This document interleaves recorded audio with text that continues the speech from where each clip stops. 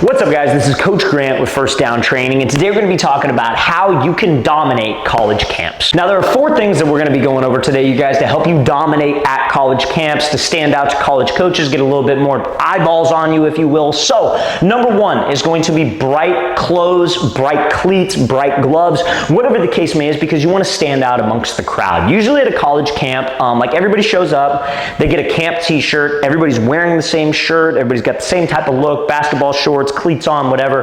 You want to be able to stand out amongst the crowd, because if there's a line, let's say you're a wide receiver, and let's say there's 30 receivers in a group, like my eye is going to be drawn to the kid who has the bright cleats, or maybe the really bright gloves, or maybe a really bright pair of shorts, just simply because like he sticks out like a sore thumb. So don't be afraid to wear something bright that might get some eyeballs on you, and they might watch a rep and they may like what they see, and so that obviously can lead to more attention throughout the rest of the camp and lead to maybe some recruiting attention down the line. But bright clothes is the first step to dominate a college camp. Now, fellas, if you're a football player and you need to gain weight this offseason, check out that very first link in the description below where you can get a great protein powder to help with muscle gain. This is a company I own with my brother called AG Labs. We made a line of supplements specifically for athletes to help with weight gain, strength gain, and their athletic performance. So guys, this is our salted caramel frappuccino protein powder. It's one of the best tasting protein powders out there. We also have cookies and cream and chocolate peanut butter brownies. So guys, if you want this great protein powder for 25% off, go to the very first link in that description below. Use the promo code FIRST25,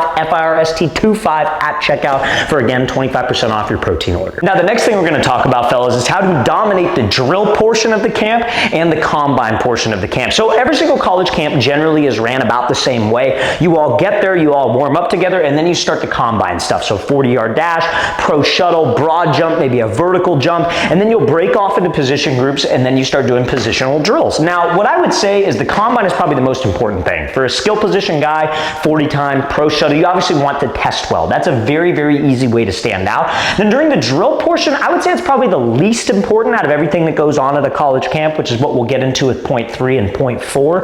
But during the drills, I would say just always try to be first up in the drills, no matter what it is. If you're going from station to station, run from station to station so you could be first. Maybe you're the example, whatever it is that might get you a little bit better, a closer relationship with the position coach. But just try to make sure you're not making the same mistake over and over again. You may only get 3 reps on a specific drill. So if you screw up on something in the first rep, coach explains something to you, make sure that you're coachable. Coaches love a coachable athlete. So during the drills and the combine portion, that's what you should be focused on. Now let's talk about the competition periods, you guys, which is, I would say, the most important aspect of a college camp, right? So like, let's say you got the bright clothing on. Let's say maybe you tested well.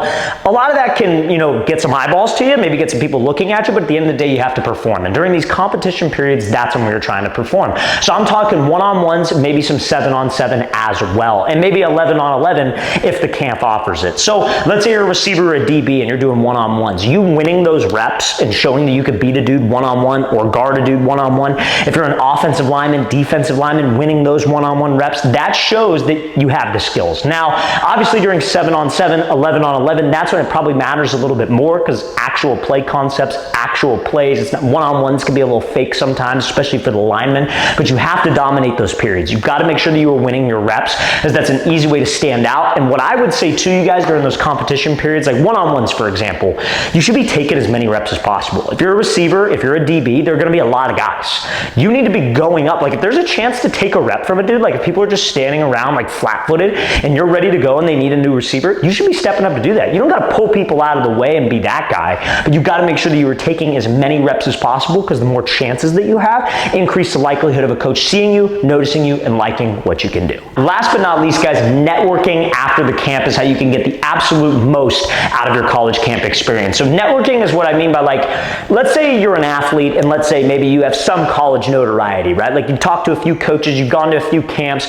but let's say you're at a camp where you've never communicated with the college coaches, but you performed well, right? You did well in competition periods, you did good in drills, did good in the combine stuff. They know who you are, they've talked to you, certain coaches. After the camp, I would go up to the college coaches, your position coach, potentially the head coach, potentially the offensive coordinator, whoever is there. And what I would do is I would try to exchange Twitter information with them. So be like, hey coach, could I get your Twitter? After he gives you your Twitter, follow him, shoot him a message, thank him for his time, because you just want to get in that like line of communication with him.